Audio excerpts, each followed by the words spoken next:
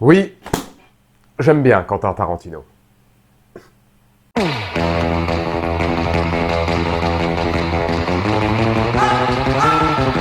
Wow, oui, non mais j'avais pas fini là. C'était le début, doucement quoi. Attends, vachement bien ça.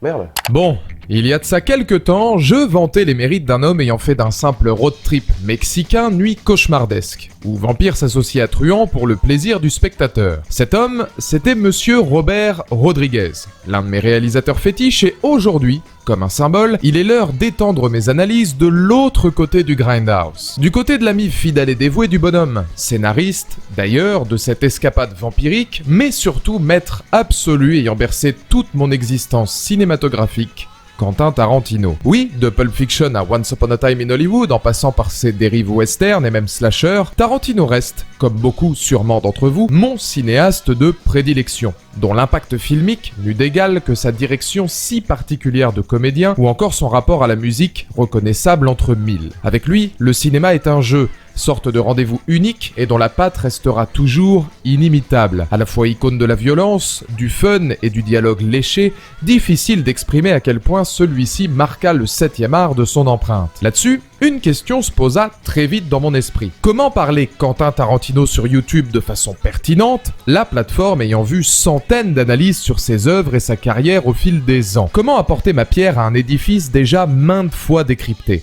En un mot, la passion de scène inoubliable. C'est pourquoi par cette vidéo, je vous invite à redécouvrir à travers mon œil 10 séquences cultes du maître, une pour chaque long métrage, faisant pour moi, à leur manière, tout son cinéma. Imaginaire borderline, soundtrack d'exception, science de l'écriture, rythme et mise en scène sulfureuse, et si nous pouvions retrouver l'ensemble ou presque de Tarantino à travers 10 scènes mettant emblématiques. Messieurs, dames, il est l'heure de retourner dans le cerveau d'un génie. Why do you watch your own movies back? Oh, I love them. You love them. I love my movies. I'm making I them think for that's me. great. I'm making them for me.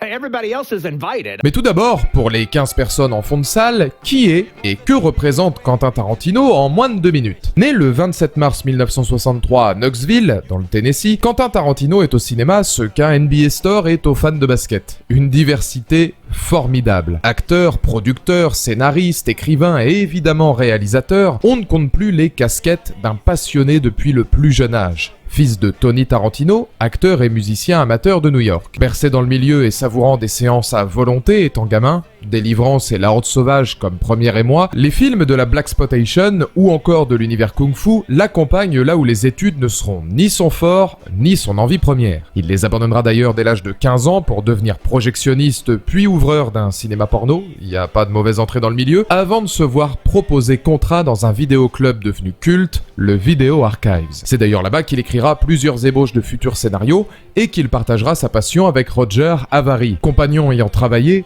entre autres sur Pulp Fiction et True Romance avec le monsieur. Après quelques années galères s'articulant autour d'écriture et réécriture de scripts, tentant de réaliser divers longs métrages pour des budgets dérisoires, et entamant brièvement carrière d'acteur en ajoutant des rôles imaginaires à ses CV, c'est bien son récit presque autobiographique, True Romance, qui le fera d'abord connaître à certains producteurs et autres grands noms du domaine comme Tony Scott, vendant ses idées faute de pouvoir les mettre en scène, avant qu'Harvey Keitel tombe au début des années 90 sur le scénario d'un certain Reservoir Dogs, qu'il coproduira, propulsant enfin premier véritable long métrage de Tarantino. La suite on la connaît, 10 films au cinéma à partir des années 90, plus de 18 scénarios pour lui ou ses confrères, 23 apparitions en tant que comédien et ce sans compter la télévision, une boîte de production bande à part en hommage au film de Jean-Luc Godard, dont il revendique l'inspiration. Godard was so influential to me at the beginning of my aesthetic as a director, of like wanting to be a director. His kind of like lack of complete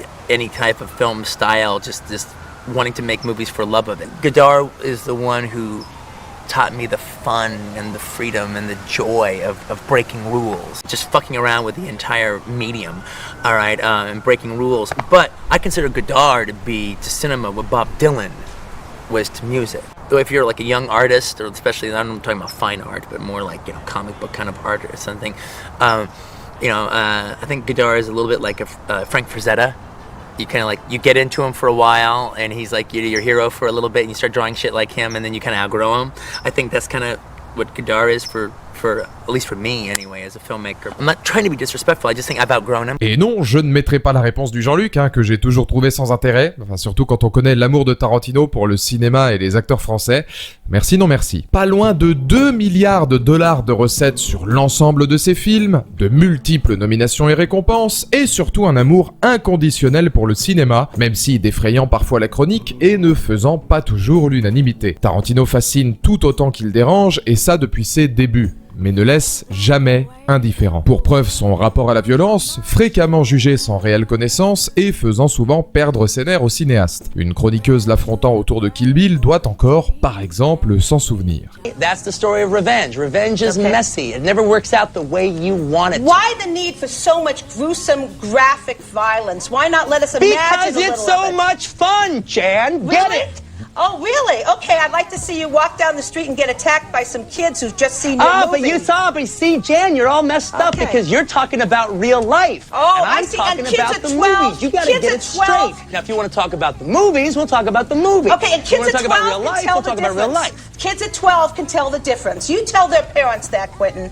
Hey, And it was great to talk I to saw you, movies when sweetheart. I was a kid, all right? I saw all the movies that I'm Yes, basing and my look movies how on wonderful are the you movies I turned saw out. as a kid, and yes, kids go to a movie theater, they can tell the difference. Maybe you couldn't when you were a kid, but I could. Okay, honey. Well, getting the hook. You're doing well, obviously. You're laughing all the way to the bank. And I know some I'm parents having would a love great to talk time to making you. a terrific movie that people are having fun seeing. Maybe not you, but you know what, Jan? I don't think I made it for you. Car il sera difficile de nier génie remarquable au travers de ses œuvres, et une volonté de rendre au grand écran ce qu'il lui apporta. Adepte des mises en abîme et autres films dans le film, rares sont les artistes aussi passionnés, comme vivant à la fois par et pour le cinéma. Il est aussi un inconditionnel de la musique, prévoyant parfois certaines scènes non pas en fonction du scénario, mais selon ce que divers morceaux lui transmettent, bien avant de les écrire, l'auteur se perdant dans ses vinyles afin de trouver l'inspiration de futures séquences. Grand ami de Robert Rodriguez et fidèle à des acteurs qu'il appelle régulièrement dans ses projets, comme Samuel L. Jackson pour ne citer que lui, Tarantino est aussi un homme ayant goûté à tous les genres ou presque au cinéma. D'une variété hors norme tout en gardant son style si particulier et borderline,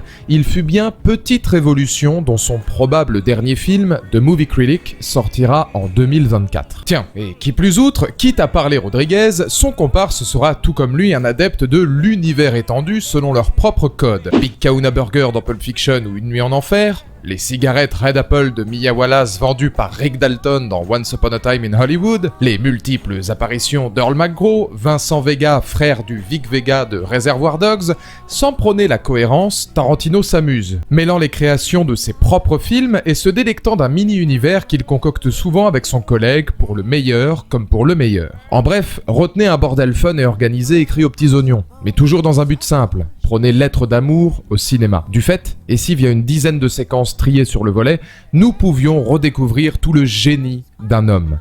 10 scènes pour 10 éléments fondamentaux du patron, c'est parti pour l'hommage.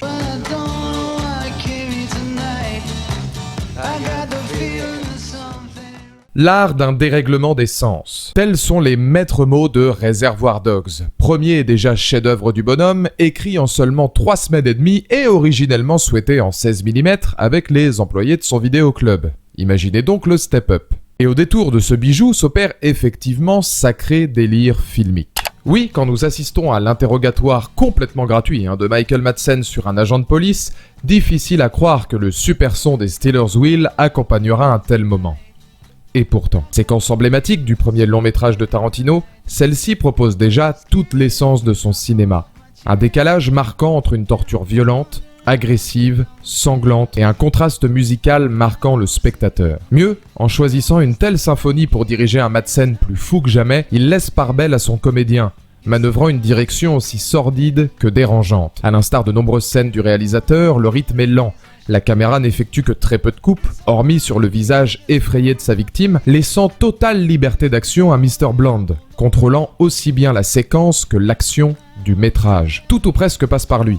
La tension, le suspense, la caméra n'étant en mouvement que pour suivre ses pas, et son jeu aussi bien avec le policier qu'avec le public. On remarque également moment fort où, preuve d'une torture inévitable, la sortie de son couteau intervient pile quand celui-ci parle pour la première fois de sa célèbre émission de radio. Même dans les dialogues, Tarantino prône donc cette juxtaposition entre la violence et le fun glauque. Sa danse est aussi entraînante que malsaine. et dans ses mouvements, on pourrait presque voir le summum de l'horreur. Blonde observe son homologue comme un peintre sadique, la lame devenant un pinceau et la torture son art principal. Celui-ci se délectant d'une action faite pour la rigolade et sublimant la violence décomplexée de son auteur, en particulier sublimée par Stuck in the Middle with You, titre diffusé et devenu culte. Étrangement, la coupe de l'oreille se rate en hors-champ, preuve d'un constat simple. Violence oui, mais jamais gratuite, préférant la puissance d'un non-vu. Pour la petite histoire, Madsen eut toutefois beaucoup de mal avec cette séquence, venant tout juste d'être père au moment du tournage et grandement affecté par les paroles du policier, lui aussi parent. Scène qui aurait pu d'ailleurs ne jamais voir le jour, les producteurs ayant souhaité sa disparition du montage final, ce que Tarantino refusa. Et heureusement,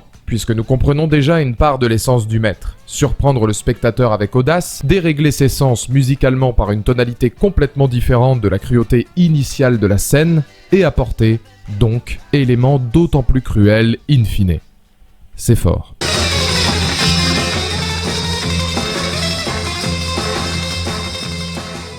Bientôt 30 ans et toujours aussi incontournable. Bientôt 30 ans et toujours aussi intemporel. Deuxième film seulement de la longue carrière du prodige et pourtant symbole de tout son art. Pulp Fiction. Dialogue emblématique, scène culte, chorale d'une richesse dingue, cette fresque demeure souvent dans le cœur des cinéphiles comme le bijou du réalisateur. Et je ne vous cache pas que trouver une scène à décrypter dans un océan de répliques connues par cœur, c'était pas évident. Mais après réflexion, je me suis demandé quel pourrait être l'élément que je ne discuterai pas au détour des autres films.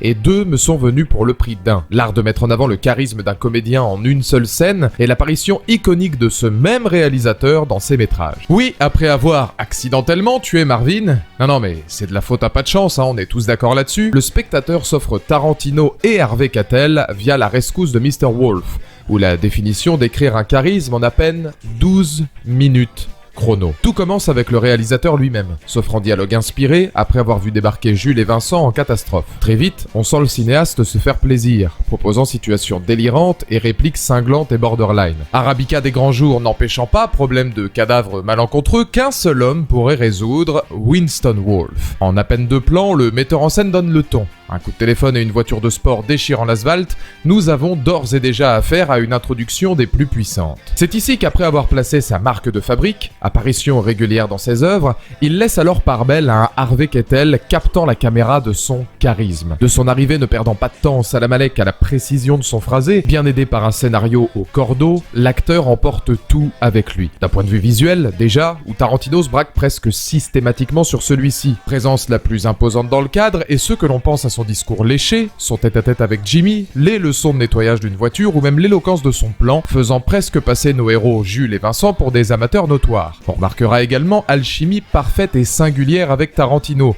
les deux hommes ne partageant que très peu de plans ensemble, mais dont on ressent aussitôt l'affection éprouvée l'un pour l'autre. Ne confondant pas l'originalité avec ce que Wolfe appelle le caractère, celui-ci repart comme il est venu, tout en élégance, laissant la caméra sur les visages admiratifs de ses sauvés du jour. 12 minutes, c'est ce qu'il faudra donc à Tarantino pour rendre à un acteur de classe mondiale toute l'élégance, le charme et l'aura qui lui est due. Et Dieu sait que dans un film où la moindre minute se veut emblématique, ce n'était pas une mince affaire.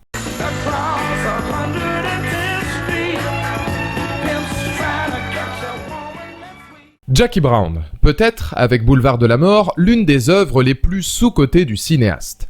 Troisième long métrage de l'auteur et pourtant rarement cité parmi ses œuvres cultes, pour moi à tort, celui-ci est un modèle d'acting et d'écriture, bien plus poétique que les autres, et dont une scène me frappe à chaque visionnage. Point d'orgue de toute une réflexion, la déconstruction totale de Robert De Niro. Si elle apparaît dès le début du long métrage, passant de son statut d'icône du cinéma mafieux et charismatique à celui d'ex-tolard paumé et affalé sur Bridget Fonda, la scène de sa mort marque d'autant plus cet état d'esprit. Après avoir tué cette dernière, une longue conversation intervient avec Ordell sur son manque de clairvoyance suite à la ruse de Jackie. Ce qui me fascine alors, c'est la capacité de Tarantino à faire monter la tension, de façon à la fois crescendo et inéluctable. De par ses dialogues et sa mise en scène très lente de l'enjeu, le spectateur semble déjà connaître la sentence réservée à Louis avant même que la voiture ne soit garée, ayant également vu travailler la dureté d'Ordell tout au long du film. C'est alors ici que, par un simple placement de caméra, Tarantino continue la déchéance de son acteur, dans le sens noble du terme, contre-emploi parfait où l'idole des films du genre se retrouve ici démunie, loser non magnifique finissant par être tué froidement, de dos, sans l'once du charisme ayant fait sa renommée, presque dans l'anonymat et sans voir une seule fois son visage durant l'intégralité de la séquence. On le remarque d'ailleurs bien avant sa disparition. Si Samuel L. Jackson est le seul de profil pendant la scène, c'est pour montrer non seulement sa supériorité face à son partenaire, mais aussi sa mainmise sur la séquence et le retournement de situation à prévoir. Même dans les plans rapprochés, Ordell reste accessible constamment au spectateur, alors que nous ne pouvons profiter que très rarement d'un profil timide de De Niro, Tarantino le préférant de dos et ne le laissant pas s'installer dans la séquence pour 3 raisons. Le démystifier, montrer son échec et asseoir la domination de son comparse. Jusqu'à 2 coups de feu, viscéraux et expéditifs, comme triste conclusion d'un contre-emploi pourtant génial pour le comédien, se moquant avant tout de lui-même. Comme un symbole, la deuxième détonation sera même entendue de l'extérieur, le public ne voyant que Samuel L. Jackson sortir de la voiture et quitter le lieu seul, De Niro n'ayant même pas droit à un plan de conclusion. Une preuve du génie Tarantino quant à faire parler sa direction d'acteur, mais aussi, parfois, à les sortir de leur rôle de prédilection. Intelligent et fascinant. He shot me down, bang bang, I hit the ground, bang bang. De l'art d'écrire au mieux le moindre de ses personnages, et encore plus quand il s'agit d'un antagoniste. Souvent élégant, grandiloquent et non manichéen, les vilains de l'univers Tarantino fascinent par leur justesse d'écriture, qu'ils soient humains et complexes ou tout simplement démoniaques. Et quand on parle Kill Bill, lettre d'amour au cinéma japonais par Tarantino, il y a du choix. Bill, évidemment, mais aussi et surtout la grande Oren Ishii, fantastique Lucy Liu qui se verra offrir scènes somptueuses dans la plus grande tradition des animés japonais. Afin de retracer son histoire, ses douleurs et son ascension chez les Yakuza, Tarantino opte pour une séquence entièrement animée, à la fois sanglante mais aussi poétique, accompagnée d'une bande originale parfaitement adaptée au style nippon. Le rythme est lent, les dessins s'affinent au fur et à mesure, même s'il reste assez terrifiant afin de montrer la cruauté du propos, et le cinéaste comprend dans sa mise en scène toute l'élégance qu'il se doit de retranscrire et respecter, pour encenser sa narration tout autant que l'héritage qu'il a entre les mains. Le monde des Yakuza est dépeint de façon ultra violent, la dramaturgie d'Oren se comprend et devient presque empathique dès que l'on devine son vécu, offrant à celle-ci tout ce qui lui manquait pour devenir l'élément phare du long métrage. À de nombreuses reprises, Tarantino insiste également sur le regard des personnages, leur bouche, leurs mains, sans mouvement et à la cadence excessivement lente, le tout via une multitude de gros plans venant s'ancrer dans la tradition de l'animé. Mieux, il n'en oublie pas son style, évidemment gore, accentuant ses plans avec force et ardeur afin de les faire devenir métaphores, à la fois d'un feu d'artifice sanglant, mais aussi du symbole de la vengeance enfin assouvi, que les dessins viennent sublimer. Surenchère, vendetta et effusion de sang, Tarantino reste Tarantino, dressant portrait glauque et hideux, comme la pédophilie, mais montrant cette fois qu'il est totalement capable de s'adapter à son environnement afin de surprendre, magnifier son personnage et proposer lettres d'amour à un genre qu'il affectionne. Et on verra plus tard que des lettres d'amour au cinéma, il y en a eu pas mal, et pas des moindres.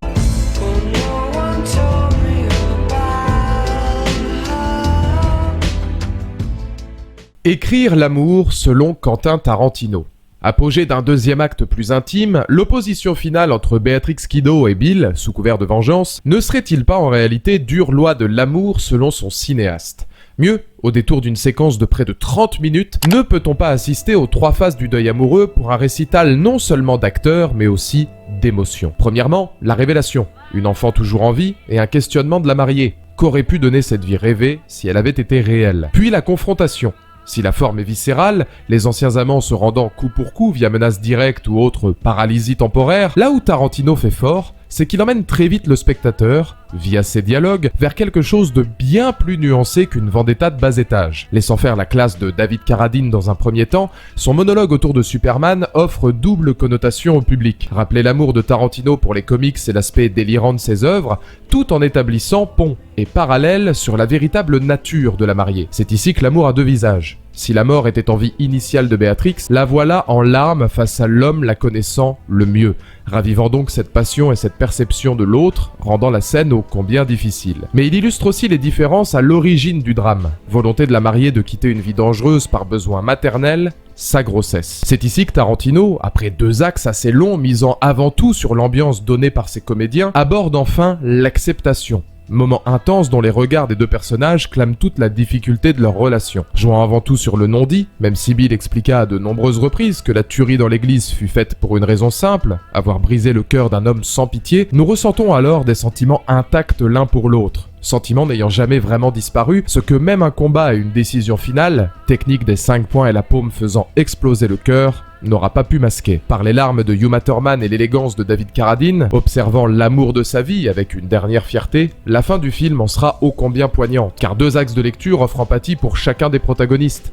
Bill est un meurtrier, certes, mais ayant été abandonné par la femme de sa vie, là où celle-ci cherche vengeance pleinement compréhensible. La caméra s'attarde une dernière fois sur un Bill voguant vers une mort certaine, celui-ci restant digne, Tarantino mélangeant vengeance, paix intérieure, mais aussi violente tristesse, dont l'accompagnement musical frappe instantanément.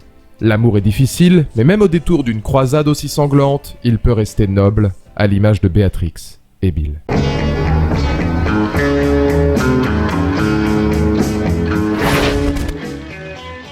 La séduction, et ce, peu importe le prix. Injustement critiqué, seul métrage n'étant pas rentré dans ses frais, tristesse sans nom quand on sait à quel point le projet Grindhouse partagé avec la Planète Terreur de Robert Rodriguez était cool, Boulevard de la Mort est pourtant petit chef-d'œuvre du genre. Sorte de mix quasi parfait entre slasher de jeunes femmes en quête d'aventure et duel de Steven Spielberg, replaçant Kurt Russell sur le toit du monde. Des pieds en veux-tu en voilà, de l'adrénaline, mais surtout une séquence de lap dance ayant marqué l'esprit du spectateur. Ici, tout commence avec l'une des premières vraies apparitions de Russell. Stuntman Mike arrive visage balafré mais ô combien charismatique, charme ravageur et contraste total avec l'archétype du jeune homme moyen présenté plus tôt dans le film, courant le guilledou de nos héroïnes.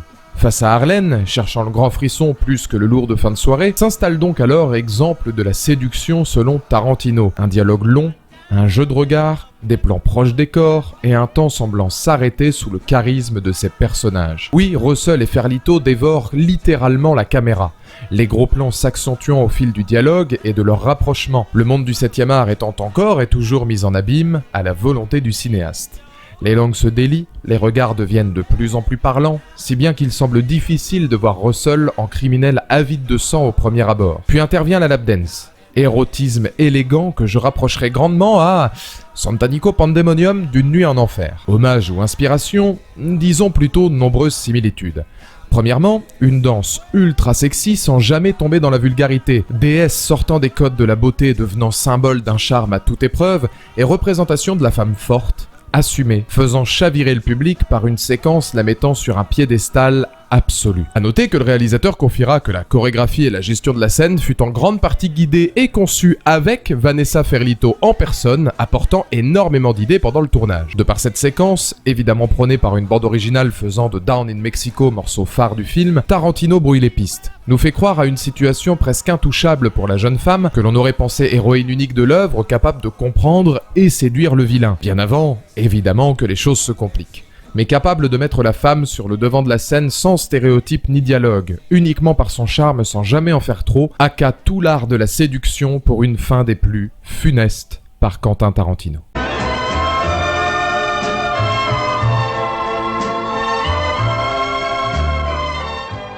À mes yeux, l'œuvre de la maturité.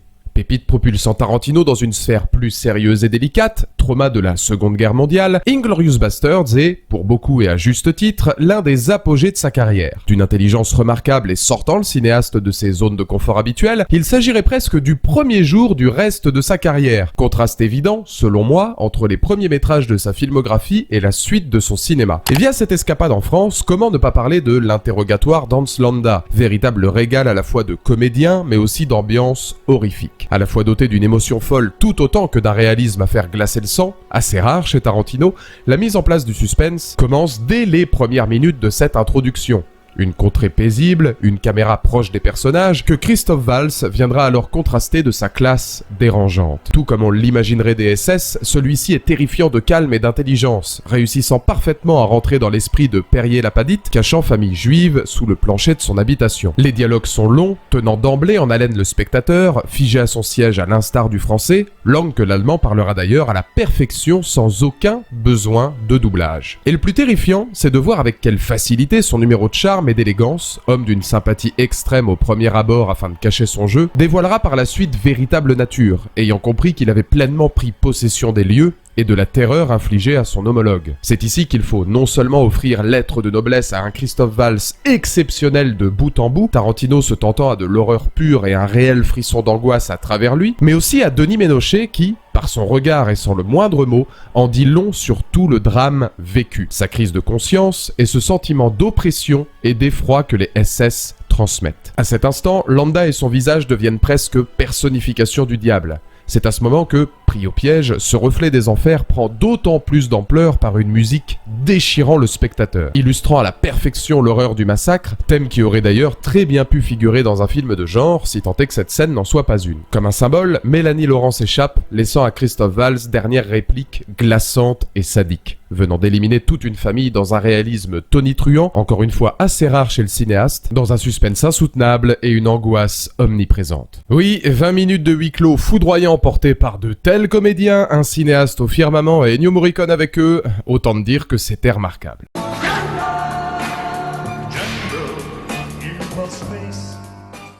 Django Unchained, l'une des immenses masterclass du réalisateur. Et avec Pulp Fiction, peut-être le plus difficile à négocier, tant choisir une scène dans une fresque n'étant composée que de séquences emblématiques semble difficile. Si je voulais premièrement m'articuler autour du fantastique monologue de DiCaprio, dont l'anecdote de la main tranchée reste un classique cinéphile, puis autour de la présence de Tupac et James Brown dans une vengeance sanglante, voire même me délecter du rôle aux antipodes de ce que l'on aurait imaginé d'un Samuel L. Jackson brillantissime, mon souhait opta finalement pour la capacité du cinéaste à tourner en ridicule ce qui doit être ridicule. Les ancêtres du Ku Klux Klan aux prises avec leur masque. Alors que tout commence pourtant avec une chevauchée nocturne sublimée par les notes de Giuseppe Verdi, morceau phare ayant également été utilisé dans Mad Max Fury Road, le spectateur pourrait alors se demander pourquoi magnifier autant quelque chose d'aussi cruel. Le but premier du film, selon le réalisateur, autre que son histoire d'amour, évidemment, étant de dresser portrait de l'esclavage et de ce qu'il qualifie d'un des deux grands holocaustes de l'histoire des États-Unis. Mais c'était sans compter sur le retournement de situation comique et burlesque que le cinéaste allait offrir. Dialogue ridicule mais à mourir de rire sur la taille et le côté pratique des masques façonnés pour eux. Pendant 3 longues minutes, Big Daddy et le reste de son clan gambergeront sur cette idée,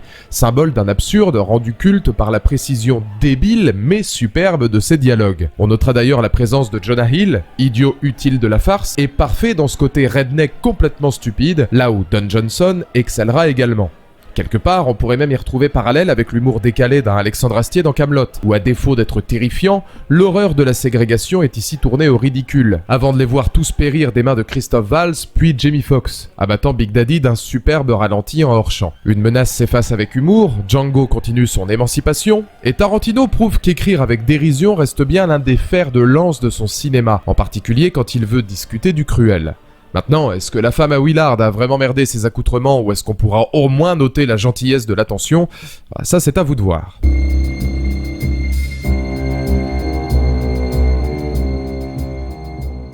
Les 8 salopards. Peut-être au film le plus difficile d'accès pour son rythme excessivement lent, ses dialogues interminables, son huis clos angoissant et son côté presque horrifique porté par une bande originale signée Ennio Morricone glaçante et loin des codes habituels du cinéaste. Pourtant, la dernière heure de son métrage sonne comme du Tarantino pur jus. Et afin d'être un peu plus original, si je n'ai pas choisi le verset Ézéchiel de Jules dans Pulp Fiction plus tôt, c'est bien pour une raison simple. Montrer l'autre monologue de Samuel L. Jackson chez Tarantino, totalement déjanté, et cette fois au détour d'un western sordide. Tout commence par un dialogue entre le général Smithers et le major Warren, accompagné par les notes très importantes de Bob au piano. L'atmosphère y est presque courtoise, jusqu'au début de l'histoire du major, comptant sa rencontre avec le fils de Smithers. Sous couvert d'une vendetta raciste, Tarantino navigue alors dans l'horreur d'une épouvante des mots. Monologue violent, agressif et à la mise en scène chirurgicale. La tension est palpable et plus le discours de Warren devient sombre, plus l'homme devient effrayant. Accompagné de plans illustrant un flashback dérangeant, la caméra se voulant proche des personnages.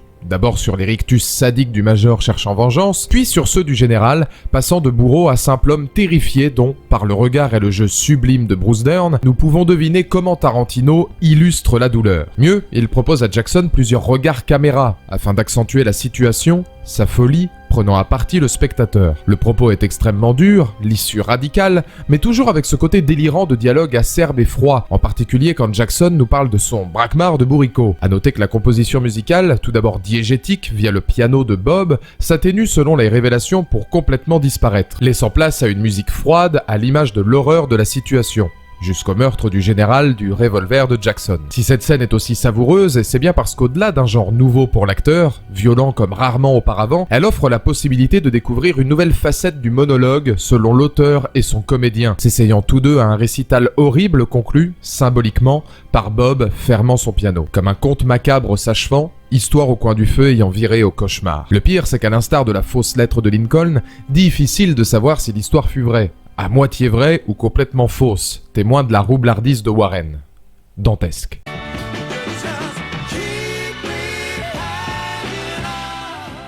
Well, it kind of depends on when you ask me. If you ask me 1 year or one moment, I could say, oh, Kill Bill. Another one, I could say something else. But I really do think Once Upon a Time in Hollywood is my best movie. Modifier l'histoire pour l'amour du cinéma.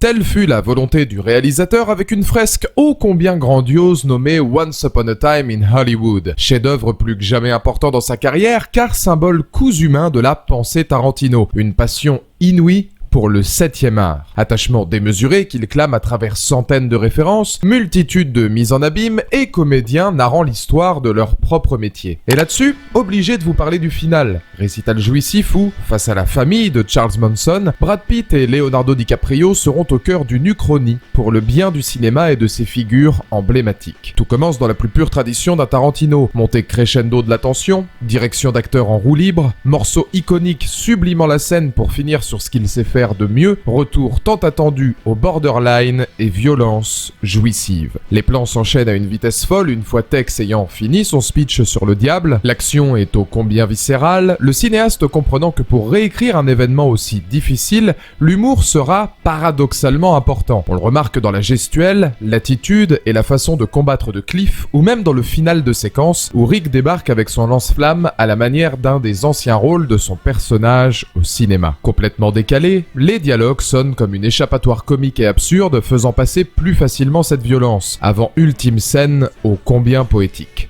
Booth et Dalton se disent au revoir, Tarantino insistant sur leur amitié, avant de lui faire rencontrer Sharon Tate, égérie de l'âme du cinéma tout au long de son œuvre. C'est ici que son idée vaut de l'or, originellement tué par les sbires de Manson dans la réalité historique, ainsi que le coiffeur Jay Sebring, le producteur Wojciech Frykowski et sa fiancée Abigail Folger, tous présents ici, Tarantino réécrit l'histoire. Mais il ne le fait pas pour lui.